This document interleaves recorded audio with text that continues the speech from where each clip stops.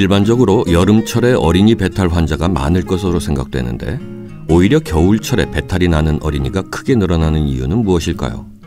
그 까닭은 겨울철 장염인 노로바이러스와 감기가 주된 원인입니다. 또 면역력이 약한 어린아이들이 잦은 감기에 시달리면 위장 기능이 약해지면서 복통과 설사 증상이 나타나게 되죠. 오늘은 겨울철에 더 잦은 우리 아이들의 배탈의 원인과 예방에 대해서 자세히 알아봅시다. 먼저 원인부터 살펴보죠. 첫째, 겨울철에 유행하는 노로바이러스로 인한 장염과 식중독.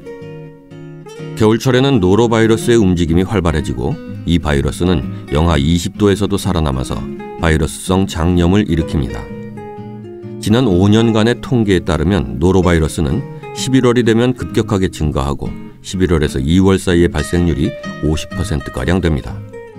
그리고 유아, 초등학교 저학년 등을 중심으로 감염이 돼서 심한 구토와 설사, 발열, 복통, 두통 등을 동반하죠. 노로바이러스는 전염성이 강해서 면역력이 약한 아이들이 집단 감염될 수 있으니 주의해야 합니다. 둘째, 면역력이 약한 아이가 자주 걸리는 감기. 한의학적으로 폐와 대장은 서로 밀접한 관계가 있다고 합니다. 어릴수록 면역력이 약해서 감기에 자주 걸리고 위장 기능 또한 약해져서 복통과 설사 증세를 동반하기 일쑤입니다. 또한 축농증, 중이염, 폐렴 등의 감기 합병증에 걸렸을 때 항생제를 많이 쓰게 되는데요. 이럴 때 장의 정상적인 소화 흡수 능력이 떨어져서 설사를 일으키는 주된 원인이 됩니다. 그러므로 아이의 겨울철 감기 예방과 면역력 강화를 위해 힘써야 합니다. 셋째, 줄어든 활동량으로 소화 기능 저하. 겨울철에 춥다고 집에만 머물면서 아이들의 활동량이 줄어든 것도 배탈이 자주 발생하는 큰 이유입니다. 똑같이 과식을 하더라도 운동을 많이 하면 장이 자극돼서 소화가 잘 되지만 활동량이 적으면 소화기관의 기능도 떨어지기 때문이죠. 이번에는 예방을 위한 방법들을 알아봅시다. 첫째, 노로바이러스 예방을 위한 식습관 지키기. 노로바이러스는 전염뿐 아니라 오염된 음식에 의해서도 감염을 일으킬 수 있으므로 아이들은 굴, 조개, 생선 등을 날 것으로 먹지 않는 것이 좋습니다. 또한 과일과 채소도 흐르는 깨끗한 물에 잘 씻어서 먹어야겠죠. 노로바이러스는 추운 겨울철에 더 활발하게 활동하므로 냉장고에 보관한 과일과 채소도 먹기 전에 다시 잘 씻고 먹는 것이 올바른 예방법입니다. 둘째, 외출 후, 식사 전 등 평소에 손을 깨끗하게 씻기. 아이가 평소에 손을 잘 씻도록 교육하고 아이를 돌보는 사람도 손을 잘 씻는 것이 노로바이러스, 로타바이러스 등 바이러스 질환 예방의 첫걸음입니다. 화장실을 사용한 후, 외출 후 등의 손 씻기를 생활화해야 합니다. 노로바이러스는 어른, 아이 할 것 없이 걸릴 수 있고 특히 부모가 걸린 경우에는 부모가 만든 음식을 통해서 아이들에게 전염될 수 있으므로 손을 철저하게 씻은 후에 조리해야 합니다. 셋째, 조리 시 70도 이상에서 5분 이상 가열하기.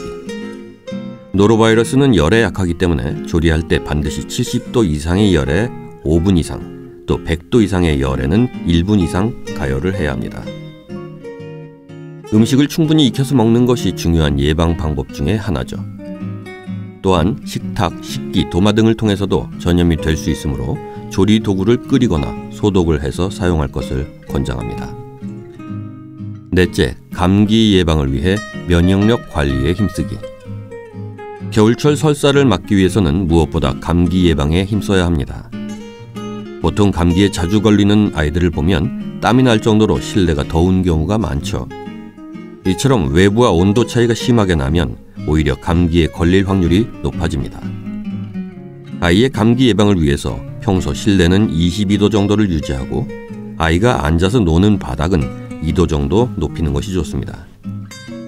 끝으로 설사하는 아이에 대한 주의사항을 살펴봅시다. 설사가 심하지 않다면 미지근한 보리차나 미임 등을 수시로 먹여서 수분을 보충해 주세요. 설사, 구토가 심할 때 무조건 굶기기보다는 자극적이지 않은 음식 위주로 챙겨주세요. 우유, 요구르트 등의 유제품, 기름진 음식, 찬 음식, 너무 단 과일은 한동안 피하세요. 설사를 멎게 하기 위한 지사제는 함부로 사용하면 안 됩니다. 꼭 의사의 처방을 받아서 먹이도록 하세요.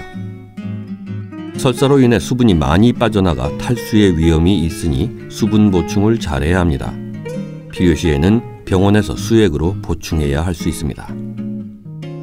아이의 체온이 떨어지지 않도록 하고 아이의 변 상태를 수시로 확인하세요.